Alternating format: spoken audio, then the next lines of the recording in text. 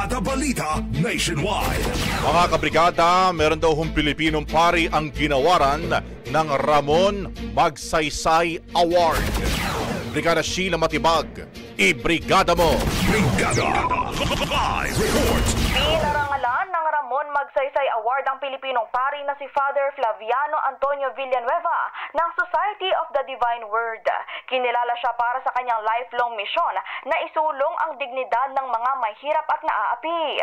Maalalang lumaban din ito sa madugong war on drugs ng Duterte administration sa gitna ng mga patayan at banta at tumulong din sa pagpapaburol ng mga umano'y naging biktima sa drug war. Kaugnay niyan ay nagkaroon rin siya ng paghilom program na layong gabayan ang mga naulila ng laban kontra droga. Matatanda ang bago pa man ng drug war, kilala na si Villanueva para sa kanyang suporta sa mga mahirap pagdating sa pagkain, hygiene at emotional support sa Maynila.